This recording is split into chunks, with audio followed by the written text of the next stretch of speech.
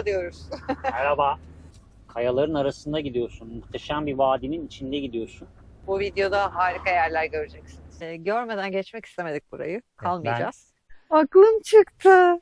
Alışveriş yapmak için durduğumuzda bir baktık cüzdanın yerinde yerler esiyor. Buraya elimi bir attım. Cüzdan yok. Bir Nasıl buçuk dedim ya? saattir falan cüzdan arıyoruz galiba. İkimizin ehliyetleri, ikimizin kimlikleri, Kimlikleri. ikimizin kredi kartları. Banka kartları. Yani Bu kredi onları kartı yeniden değil de banka çıkartmak. kartları. Evet, banka kartı. Benim devlet su işleri kartı babamın. Hani Ajan her kartı. şey orada. Her şey orada. Evet ya, yani kimliğimizi doğrulayabilmek adına olan her şey onun içinde.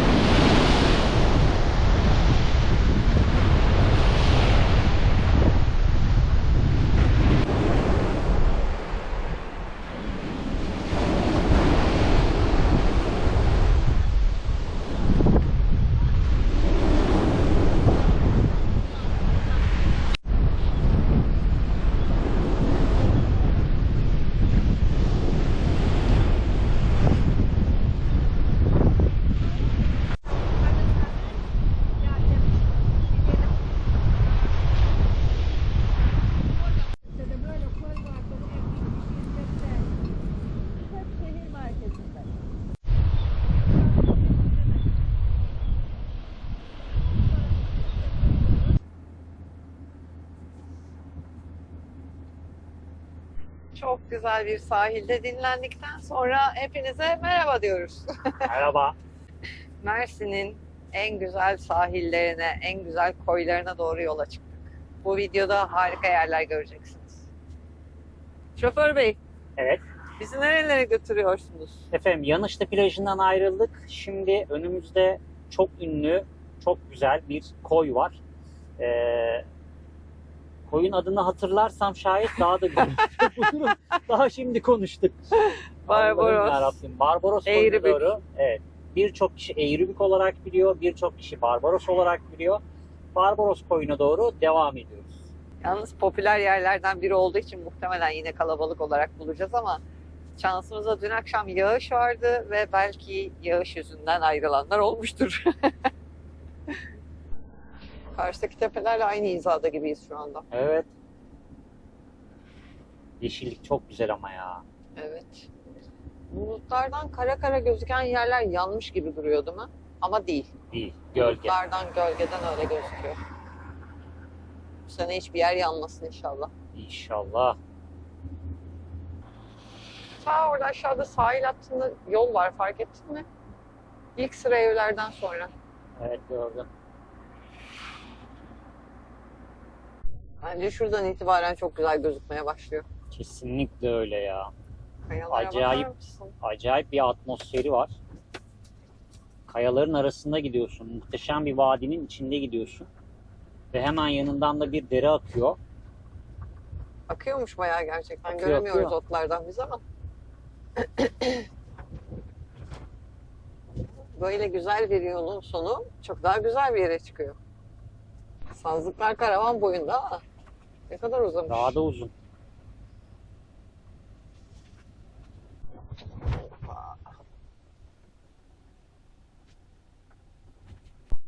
Deniz göründü, karavanlar da göründü.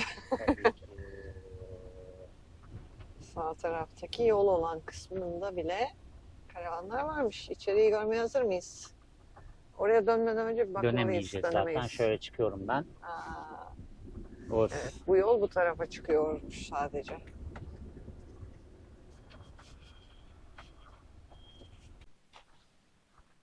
Şimdi geldiğimiz bu muhteşem konum Barbaros Koyu, Boğsak Koyu olarak geçiyor. Hayır, Eğribük. Özür Boğsak dilerim. ilerisi. Geldiğimiz bu konum Eğribük olarak geçiyor. Aynı zamanda da Barbaros Koyu olarak geçiyor. Çok güzel bir oluşumu var. Şu doğanın büyüleyiciliğine bakar mısınız? Dilim karıştı, söyleyemedim bile. Büyüleyici bir güzelliği var. Denizi harika. Çöpleri değil. Çöpleri değil. İnsan eli değince maalesef bu doğa. Mahvoluyor. İçerisi tabii ki tahmin ettiğimiz gibi kalabalık.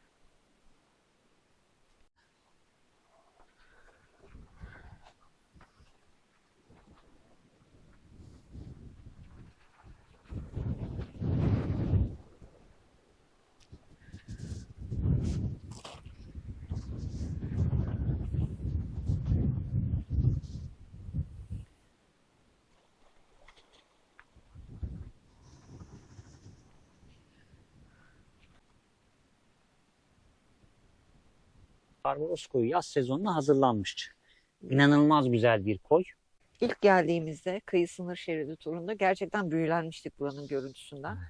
Bugün şansımıza hava rüzgarlı, kapalı ve yağmur geliyor. Önümüzdeki birkaç gün boyunca yağmur var. Evet. O yüzden denizin böyle canlılığını size bu videoda gösteremedik ama görmeden geçmek istemedik burayı. Kalmayacağız. Şimdi biz bu konuşmaları yaparken muhtemelen ilk geldiğimiz zaman Türkiye Evet. kıyı sınır şeridi turu yaptığımızda drone çekmiştik burada.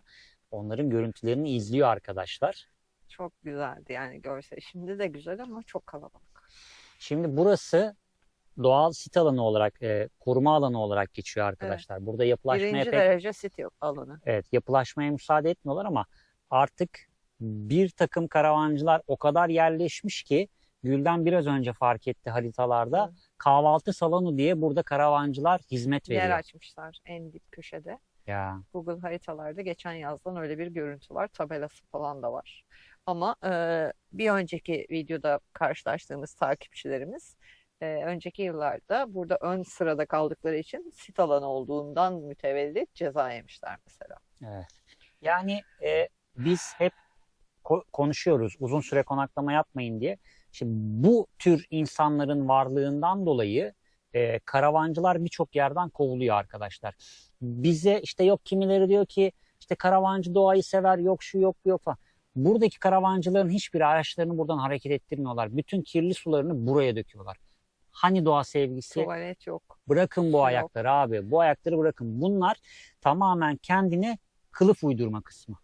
Hemen gösteriyorum. Bir örnek. Şuradaki şişeler gidip su doldurmak için varlar orada. Boş bekliyorlar. Hemen arkasında az önce gördüğümüz Bir dünya çöp çöp. yığınları.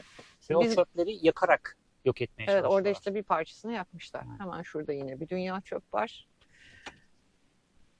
Şu anda bu karavanlarda kalanlar yok. Bu bölgedekilerden bahsediyorum. Önümüzde de birçoğunun etrafını boş görüyoruz. Ama kaldıkları zaman da bu çöplerin önünde kalmaktan rahatsız olmayan maalesef böyle bir kitle de var. Çünkü normalleştirdiler bunlar. Neyse yola devam edelim. Bu Evet. videoda çok gezeceğiz. Yeni bir koya doğru gidiyoruz. Sıradaki hedef Boğsak. Boğsak koyu. Orada da kalmayacağız. Şimdiden söyleyeyim. Hani gördük kalabalık. Zaten kalma niyetimiz olsa da kalmazdık ama niyetimiz yoktu zaten. Sadece siz sevgili izleyenlere göstermek istedik. Böyle bir yer var. Sezon dışı gelirseniz keyif alırsınız ama sezonda çadırınızı ya da kendinizi sığdırabilecek herhangi bir yer bulamazsınız bu bölgede. Max geliyor mu Yağmur? Başladı koklamaya. Max yağmur yağmadan önce böyle yapıyor. Havayı kokluyor direkt. Hı. Genellikle oradan da anlıyoruz kesin yağmurun yaklaştığını. Max'in burnu yanılmaz. Hemen gösteriyorum size yağmur damlalarını. Ufak ufak başladı yağmur.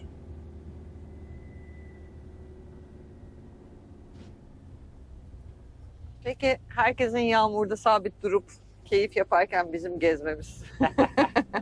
Ya biz 4 mevsim karavancıyız. Evet. Nasıl 4 mevsim motorcuyduk? Evet. 4 mevsim karavancıyız. Bizim için mevsimsel farklılıklar önemli değil. Biz gezmeye devam ediyoruz her halükarda. Kesinlikle. Yoksa kışın gezemezdik mesela. Yani. Yağmurda da ayrı bir keyif. Ve Boğsak. Aşağıda çekme karavanları gördüm bile. Birkaç tane girişteki yere bırakmışlar.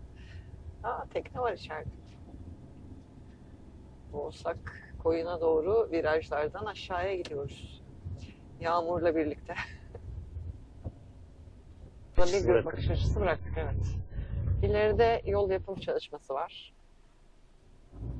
Arkamızda da çalışmalar var. O yüzden gitmek istediğimiz, size göstermek istediğimiz köşeye kadar gidemiyoruz. Geri dönüşe geçiyoruz. Evet. Burası da böyle gösteremediğimiz gibi bir yer. Şöyle kenara çekeyim istiyorsan. Yani Yok. Vidanjör de geliyor. Çok karıştı ortalık.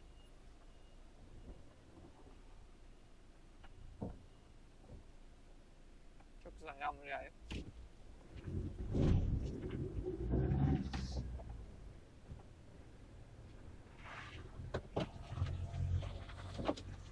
Ya bu göremediğimiz yerde Boğsak koyu arkadaşlar.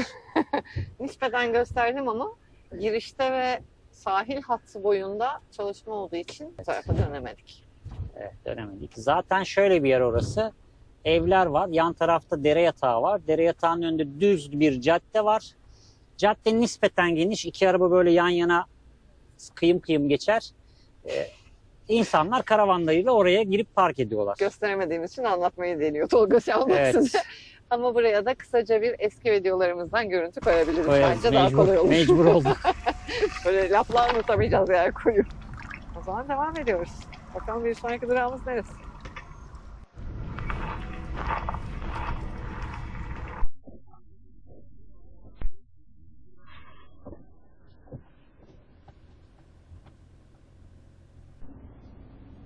Taş ucuna geldik.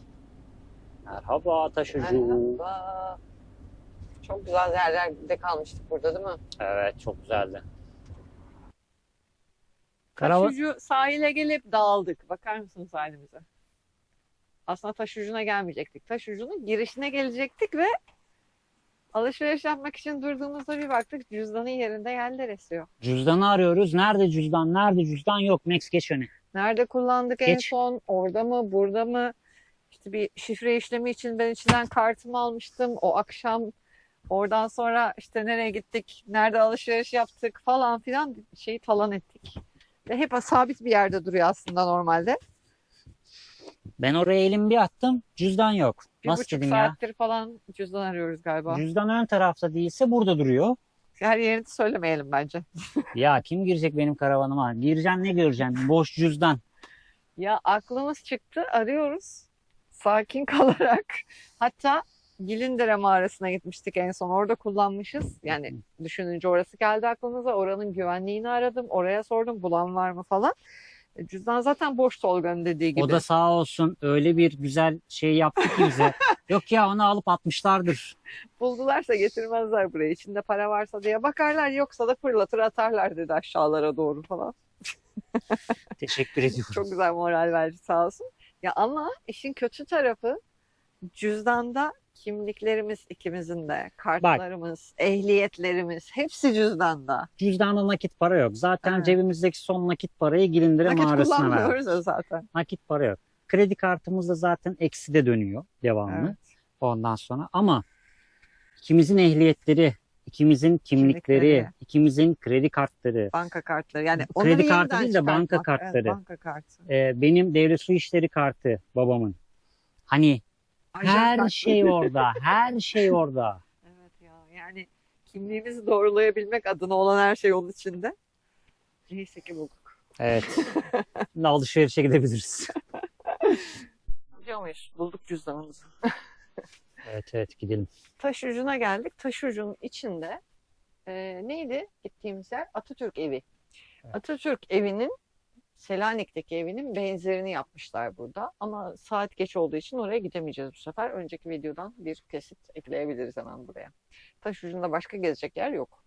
Sahil kenarında konaklayacak yer var. Biz de cüzdanla vakit biraz fazla harcadığımız için aslında yola devam edecektik. Buralarda kalmayacaktık ama akşam oldu. O yüzden sahildeki yere mi gidiyoruz? Yani son durum nedir bilmiyorum. Bir o taraflara bakalım ama ufak bir market alışverişi yapmamız lazım. Hı hı. Market yapalım. Oradan sahilde konaklayacak, yani bu geceyi geçirecek bir yer bakalım. Hadi bakalım. Limandayız şu anda.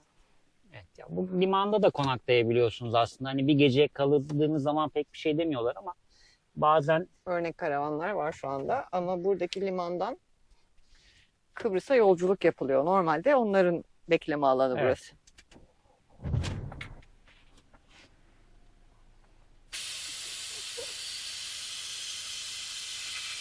Bizim gittiğimiz yol artık yol değil. artık yol değil burası. Burası Göksu Deltası. Silifke Göksu Deltası diye geçiyor arkadaşlar. Gerçekten delta olmuş şu anda. Orada kuşlar var suların üstünde falan. Evet, bu tarafa doğru bir bakalım. Konaklayacak yerler bakalım.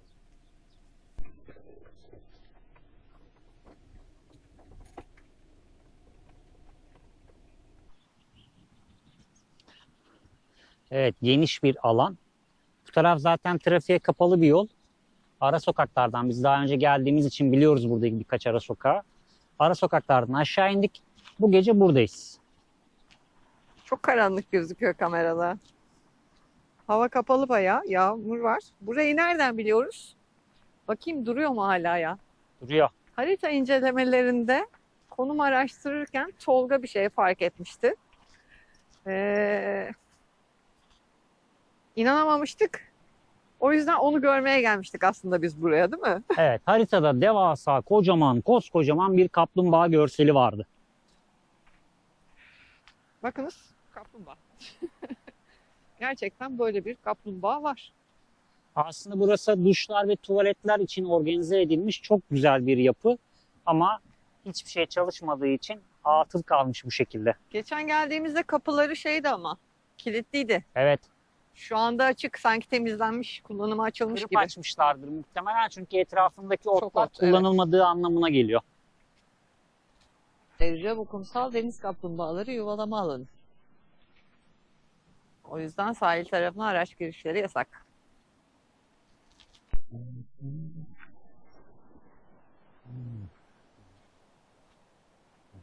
Sınır şeridi turunda buraya geldiğimizde tabii ki kıştı. Yine Aralık ayıydı. Evet.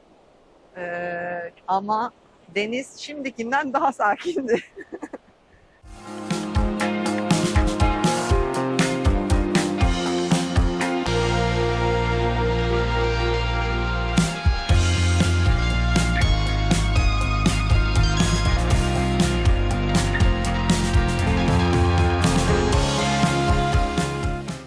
Şimdi Mayıs'tayız. Hale bak. Mayıs'ın sonundayız. Deniz kış gibi, hava kış gibi. Biz diyorduk ki kıyı sınır şeridi turundan sonra işte yaz aylarında buraya gelirsek denize gireriz, keyfini çıkartırız ama daha kış. Ve bu bir hafta havalar çok bozuk bu tarafta. Yani şu an Mayıs'ın 21'i falan.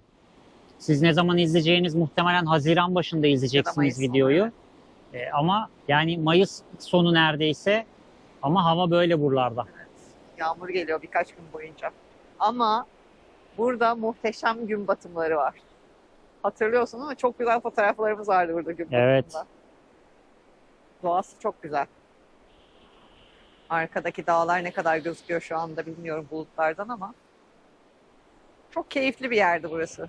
Yok, çok keyif almıştık. Sadece sivrisinekler çok vardı kışın bile. Evet, arkadaşlarımız da gelmişti yanımıza. Evet. Onlarla da keyifli vakit geçirmiştik. Şimdi de bir gece uyuyup hem gezmeye hem videoya devam edeceğiz. Evet.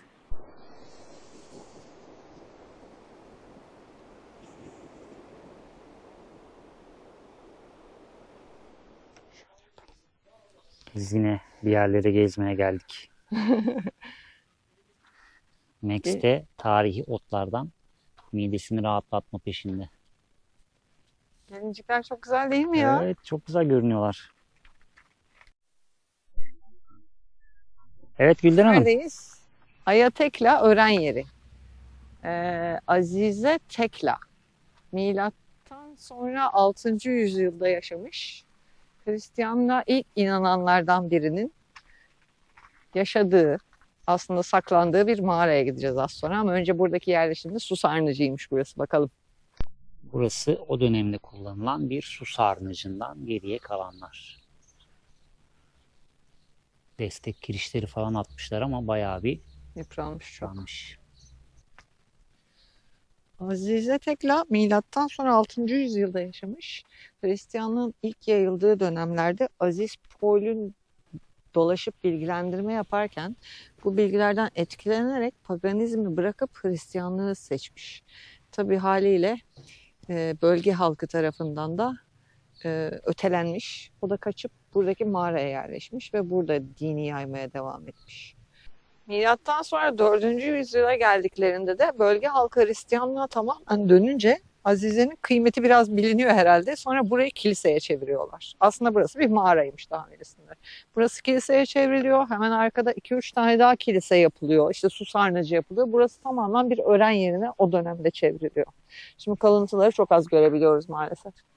İçerisi şu anda hala ibadete açık. Evet. Hristiyan ziyaretçiler geldiğinde mum yakıp adak adayıp dualarını edebiliyorlarmış. Silifke'ye doğru yola devam.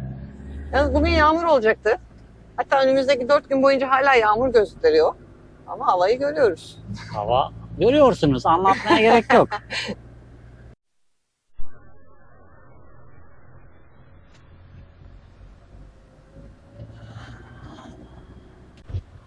Silifke merkez kopuyor herkes. Silifke merkezden şöyle bir geçip birkaç işimizi hallettikten sonra gezmeye devam ediyoruz. Nereye gidiyoruz? Şimdiki durağımız Silifke Müzesi. Silifke Müzesi'nde çok güzel oyma mermer lahitler var gördüğüm kadarıyla. Hadi bakalım hep beraber bakalım. Şu güzelliğe bakar mısınız? Gerçi biraz parçalamışlar ama müthiş bir aslan.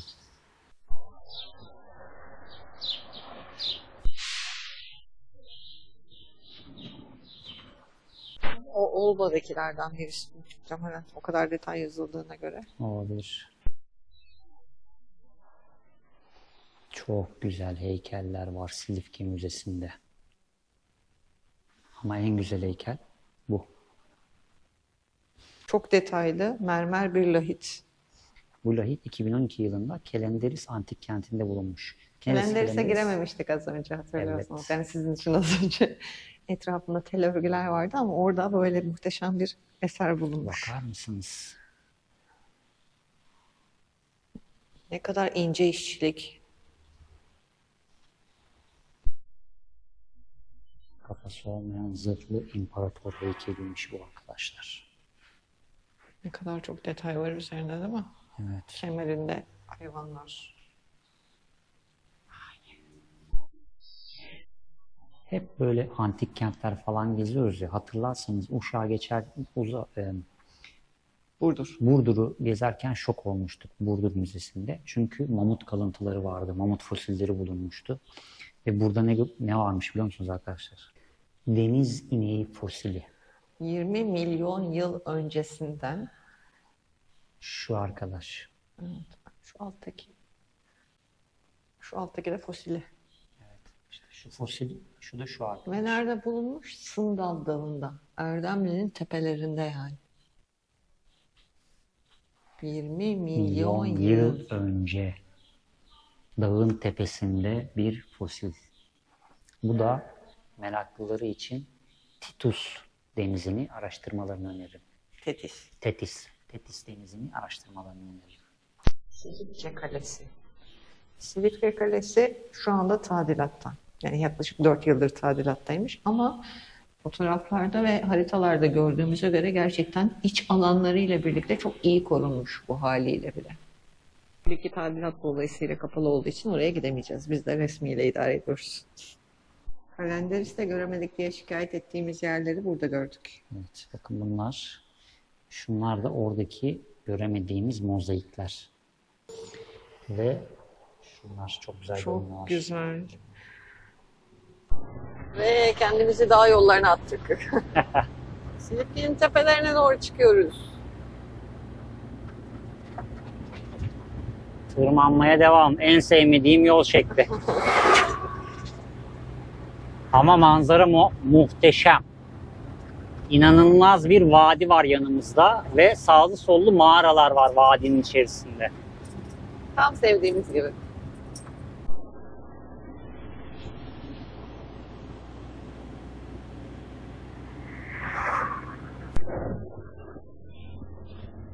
Demircili anıt mezarları. Burada 4 tane bir antik kentten kalma anıt mezar var. Arkalarında evler. Mezarda çökme riski olduğu için içeri girmeyin diye uyarı vardı. Karavanı yol kenarında uygun bir yere bıraktık. Ve Evet, Imbriagon'a tarihin doğru peşine. devam ediyoruz. Evet, Imbriagon antik kentiymiş. Az önce adını doğrultup söyleyemediğim Şuraya çıkacağız. anıt mezarın olduğu yer. Buradakiler de diğer anıt mezarlar ama bir tanesi çok güzel. Nerelerden geçiyoruz. Yol yok. Bölgenin antik kentlerine karşı inanılmaz bir özverili çalışma var. Gördüğünüz üzere ne tarafa gideceğiz, ne yapacağız, ne edeceğiz hiç belli değil. Yani buraya kimse gelmesin diye öyle bir saklamışlar ki. Ay. Yavaş. Bakın arabamız şurada. Şurası Silifke Deltası, Göksu Deltası. Muhteşem bir manzarası var. Ve bunca cefa ne için biliyor musunuz arkadaşlar? İşte bu güzelliklere ulaşabilmek için. Çok güzel 2 tane anıt mezar var. Birinde çok şaşıracaksınız şimdi. Bu taraftaki anıt mezar bayağı bir harap olmuş. Yıkılmış. Tepe kayaları falan bayağı bir gitmiş. Öndeki 2 tane sütunu yıkılmış. Ama diğer anıt mezar nispeten daha ayakta. Daha görünür. Tam şu bölgede kafası olmayan 2 tane insan bedeni var.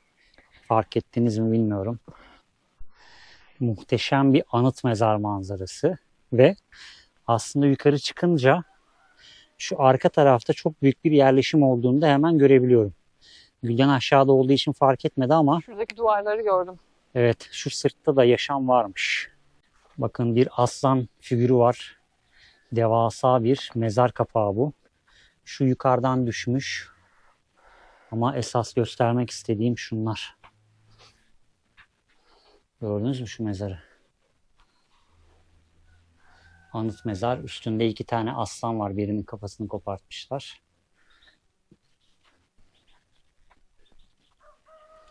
Şuradaki anıt mezarın üstünden bunu indirmişler. Devasa bir aslan figürü var burada da.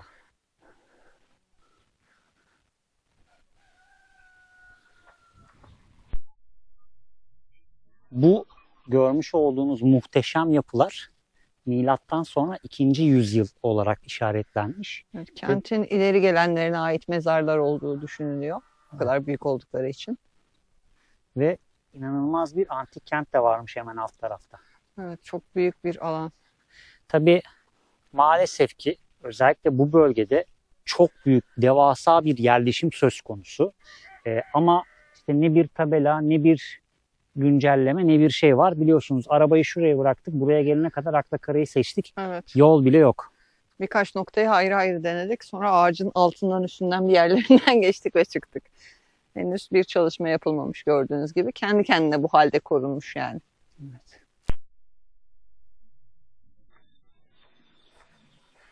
Çok güzelmiş. İyi ki yürüdük aralardan. İçeri girmek kadar çıkmak da ayrı bir dert. Aynı yolu kullanmak istemeyen ben bir dünya macera açtım başımıza. Evet. Otlar, dikenler, böcekler.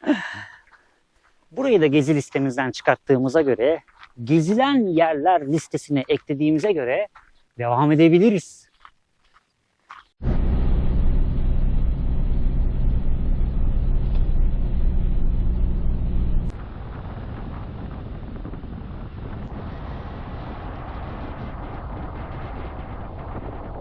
Uzunca Burç öğren yerine geldik. Araçlarınızı buraya park ediniz demişler. Biz de çok söz dinleyen insanlar olduğumuz için. Tam dibine park ettik.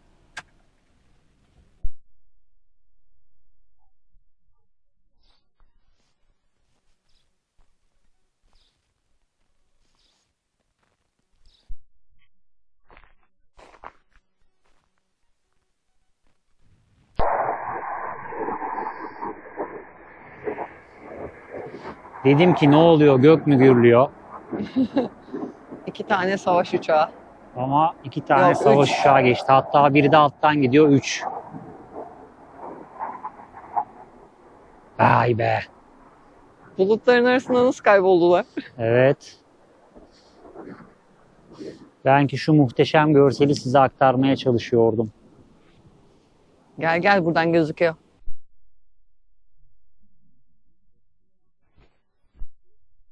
Kendi yaptığımız karavanımızla 81 il Türkiye turundayız. 8. aydayız. 13. şehirdeyiz.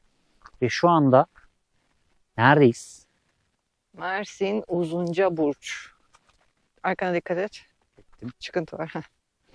Uzuncaburç, Olba Antik Kenti'nin ibadet merkeziymiş. Dini merkez tarafı aslında. Olba'ya 5 kilometre mesafede yaklaşık olarak. Muhteşem büyüklükte bir yermiş ama ya. Yalnız sütunların büyüklüğüne bakar mısınız? Devasa. Ve yüksekliğine. Çok güzeller. Müzede gördüğümüz eserlerin bulunduğu yerleri madem bu kadar yakınız niye gidip yerinde görmeyelim dedik. Hemen dağlara doğru yol aldık. Sadece kendimize mi geziyoruz? Tabii ki hayır. Biz sizleri de düşünüyoruz. Şimdi sizleri götüreceğimiz yer bu videoyu izleyen herkese şans getirsin. Şu an görmüş olduğumuz yer Şans Tapınağı. Tayçe, yanlış telaffuz ediyorsam kusuruma bakmayın, mitolojide iyi şansın ve talihin tanrıçası ve kişiselleşmiş hali olarak kabul edilmiş. Yani iyi şans ve talih sizinle olsun sevgili dostlar. Tabii ki bizimle de olsun. Çıkabilir miyim buradan? Hoppa. Kamyon da bizimle olsun. Yerleşimin kuzey giriş kapısı. Şu ortadaki taşlar hiçbir harç kullanılmadan yığma şekliyle yerleştirilmiş. Ve yüzyıllardır ayakta.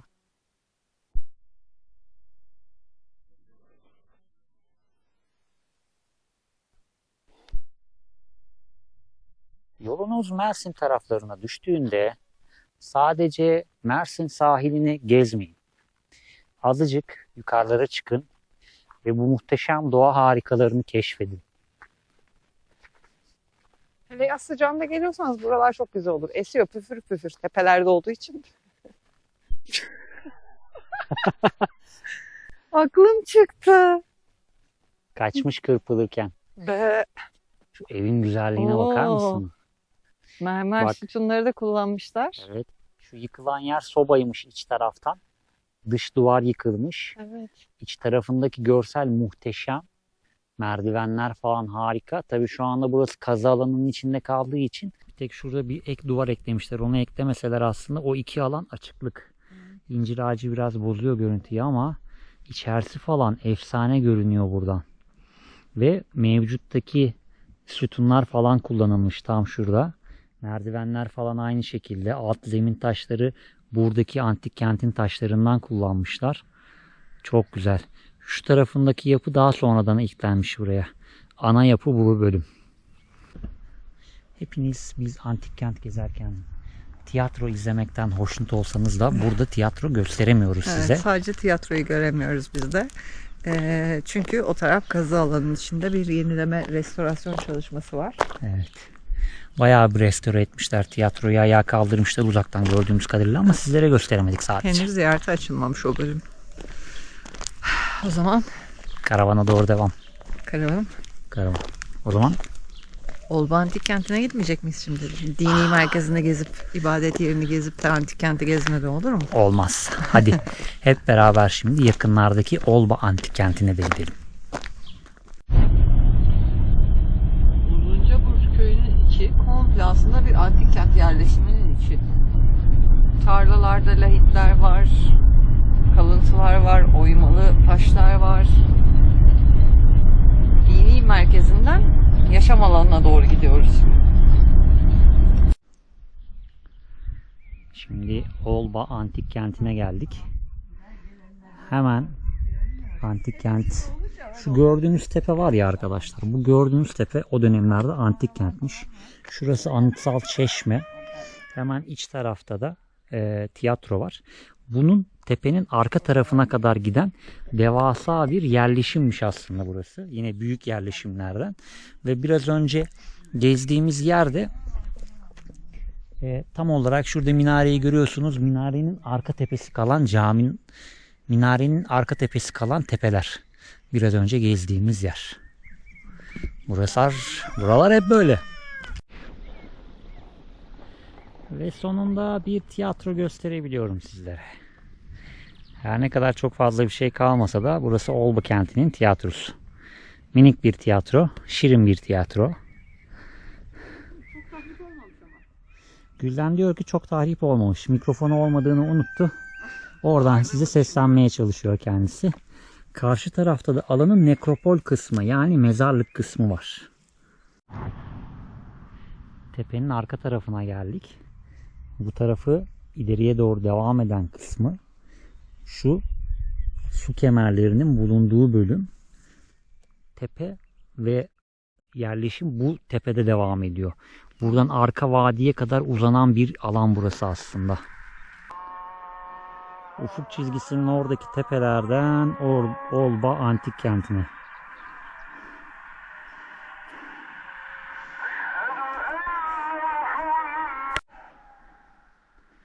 Sizler de bizim gibi tarihi yerler gezmeyi seviyorsanız Olba Antik Kenti'ni bayılırsınız. Özellikle trekkingde seviyorsanız tam sizlik bir bölge burası. Çünkü harika bir vadiye açılan enteresan bir yer burası.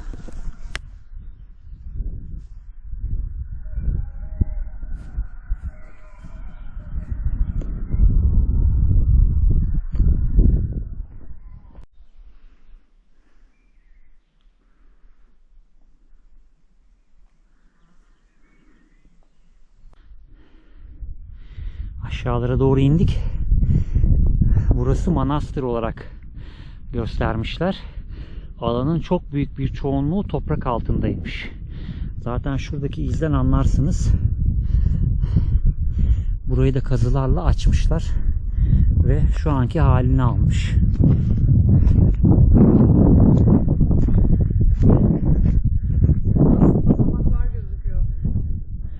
Hemen şurada basamakları görmeniz mümkün. Su kemerlerinin oradan bu tarafa doğru devam ettik. Ve manastır. Bu alan, burası Şeytan Deresi Kanyonu. Bu tarafa doğru devam ediyor. Bu tarafa da doğru devam ediyor. İleride mağara kilise var. Ve hemen arkamda da böyle bir kilise alanı var.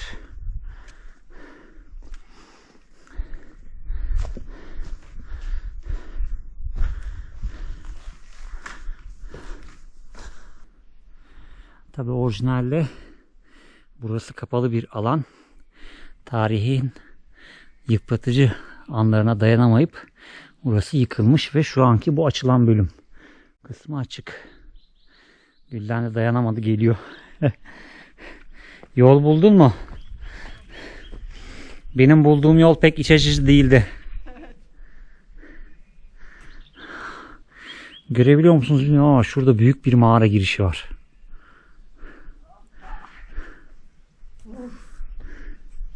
Zor bir yerden tırmandım. Hemen yorumlarını alayım. Çok güzel ya. Yani burada kazı çalışmaları çok yeni. Buralar doğal haliyle gördüğümüz gibi. Manastır tarafı 2011'de başlamış. Evet. Ama asıl çalışmaların 2023'te başladığı yazıyor. Evet. Bir dönem başlayıp sonra bırakılmış herhalde.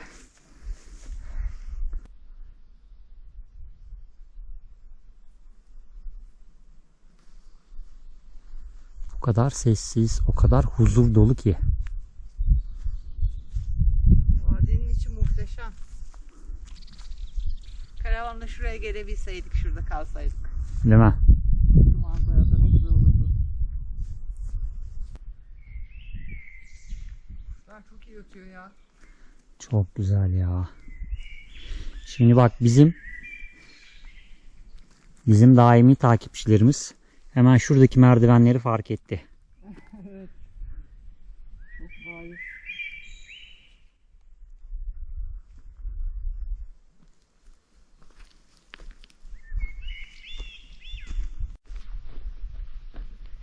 Daha ne diyelim ya? Daha ne diyelim? Muhteşem yerler gezdik bu videoda. Kaç tane yer gezdik, kaç tane lokasyon gezdik saymadım. Ama belki de en dolu gezi anlamında videolardan bir tanesi bu. Evet. Mersin'in ikinci videosu. Yani Mersin'de konumları birleştirmek zorundayız. O yüzden hani böyle hep gezdiniz karavan hayatı kalmadı diye düşünmeyin. Çünkü yoksa Mersin videoları sanırım kışa kadar falan devam eder. Her noktada ya da bir iki noktayı birleştirirsek çok gezilecek yer var. O yüzden Yani biraz böyle birleştire gideceğiz. özellikle sizin izlediğiniz bu video takribi bir hafta boyunca yapılan çekimlerden Evet. kaynaklı arkadaşlar. Ama muhteşem bir yerde değil miyiz ya? Çok güzel. Şeytan Deresi Vadisi. Şuraya baksanıza. Acayip güzel bir yer. Aa, yukarıda mağara var. Evet. Ve sıvalı falan bir yermiş orası. Evet. Gördünüz mü? Şurada.